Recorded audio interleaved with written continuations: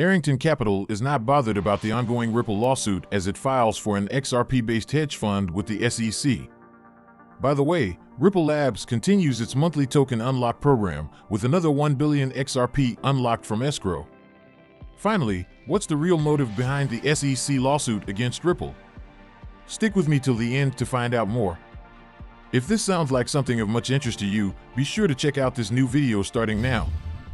Hello everyone and welcome to our channel, where we talk about the latest updates on XRP and the cryptocurrency world in general. If this is your first time watching one of our videos, we happily send you a special welcome. We invite you to hit on the notification bell so you never miss another video. We are announcing that this channel has a giveaway of 200 XRP. To stand the chance of participating, all you have to do is simply subscribe to the channel, like this video and comment with the hashtag XRP, and the winner will be announced on the 15th of July. In an exciting development, Reaper Financial CEO Patrick L. Riley revealed that Arrington Capital recently filed with the United States Securities and Exchange Commission to launch an XRP-based hedge fund. Riley made this known in a tweet over the weekend while quoting a picture of Arrington Capital's founder Michael Arrington alongside Ripple CEO Brad Garlinghouse. Although Riley did not share other details of Arrington Capital's recent filing with the SEC, he disclosed that there is an expectation for all to go well. Arrington Capital's move to launch an XRP-based hedge fund may come as a surprise to many. Notably, the crypto community eagerly awaits a summary judgment decision for the SEC versus Ripple lawsuit. The lawsuit relates to whether Ripple and its execs violated federal laws by offering XRP as an unregistered security.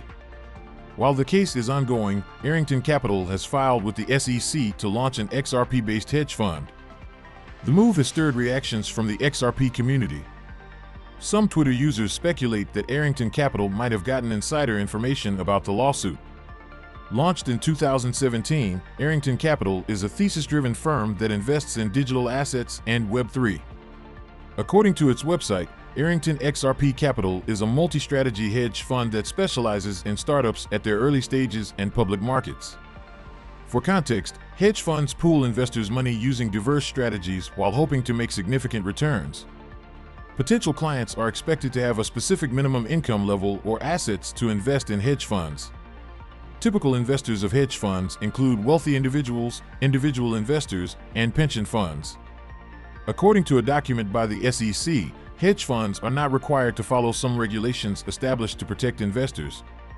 For instance, a hedge fund manager will not be required to file public reports or register with the SEC.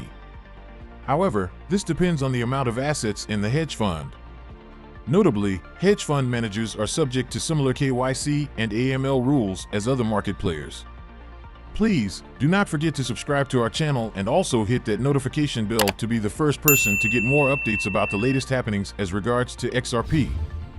According to Whale Alert, a crypto whale tracking service, Ripple unlocked a whopping 1 billion XRP worth $453.7 million from escrow. Per data shared by Whale Alert, Ripple unlocked the 1 billion XRP coins in 5 different transactions. For the first transaction, Ripple unlocked 100 million XRP. For the second and third transactions, the crypto behemoth also unlocked 400 millions and 200 millions from escrow, respectively. Furthermore, Ripple also released another 100 millions and 200 millions XRP from its escrow account for the fourth and fifth transactions, respectively. Notably, data from Bithomp shows that the 5 transactions occurred on July 1st. Although the transaction happened on July 1st, Whale Alert reported it on its Twitter handle on Sunday, July 2nd, 2023. The crypto whale tracking service disclosed that it had an issue with the Ripple API, which made it difficult to report the transactions immediately when they happened. It assured crypto enthusiasts that it is working to fix the issue. It is worth noting that the transactions are part of Ripple's monthly token unlock program. Ripple has been unlocking huge volumes of XRP from its escrow account since 2017. The transactions are conducted in a controlled manner to keep the price of XRP stable.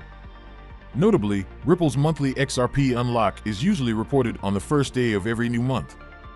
Despite unlocking 1 billion XRP from escrow, Ripple usually puts a sizable amount of the funds back in escrow in a day or two. This move is part of its effort to maintain the stability of XRP's price and meet its ODL demands. When writing this line, Whale Alert has not reported whether Ripple has locked back some amounts of XRP in escrow. Meanwhile, the recently unlocked 1 billion XRP did not impact the asset's price much. XRP is currently changing hands at 48 cents, down 0.1% in the past 24 hours. In the same vein, XRP is also down 0.5% over the past 7 days, according to data from CoinGecko. Furthermore, the adoption of XRP continues to soar despite the SEC's claims in its lawsuit against Ripple that the asset is an unregistered security. As was published, the XRP ledger has been adopted by the RWA protocol to onboard the first-ever mortgage-backed stablecoin on the network. Now to the big question of the day. What's the real motive behind the SEC lawsuit against Ripple? Please do not forget to subscribe to our channel and also hit that notification bell to be the first person to get more updates about the latest happenings as regards to XRP. Crypto law founder attorney John Deaton has taken to Twitter to question the real motive behind SEC's lawsuit against Ripple Labs. In a tweet yesterday, the prominent cryptocurrency advocate said Americans need to know what former SEC Chair Jay Clayton discussed with Gary Gensler on December 21, 2020. According to Clayton's public calendar, the former SEC chairman officially met with Gensler twice in his last month in office. The first meeting occurred on December 14, 2020, and the second on December 21, 2020. Clayton's last official meeting with Gensler took place a day before the commission sued Ripple and two of its execs, Brad Garlinghouse and Chris Larson. On December 22, 2020, Clayton directed the Enforcement Division to file the lawsuit against Ripple. Reacting to the development, Deaton said it is unusual for the SEC to file a case of this magnitude on the day the chairman, Clayton, left the commission. Deaton described the Ripple lawsuit as the most significant non-fraud enforcement action since 1946. It is worth noting that other top SEC officials, including the directors of Corporation Finance, Trading and Markets, T&M, and Enforcement Division, also left the commission within the same period. Per Deaton, SEC's former commissioner Professor Joseph Grundfest described the departure of these top officials as a mass exodus that raised obvious concerns. Professor Grundfest also noted that the departure of Clayton and these top SEC directors called into question the use of discretion at the commission. Another way of saying what is your real motive for filing this case, said Deaton. Notably, attorney Deaton made the remark in response to a tweet by Brian Costello, who reacted to a recent Clayton interview. As reported last week, Clayton voiced his concern with the new enforcement strategy of United States regulators, which involves bringing multiple lawsuits against crypto businesses, including those the commission believes won't be successful. Clayton noted that the new ethos of U.S. regulators is a fundamental shift from how Americans view the role of the government. Commenting on the development, Costello said it is high time SEC whistleblowers shed more light on Clayton's concealment of China-related crimes.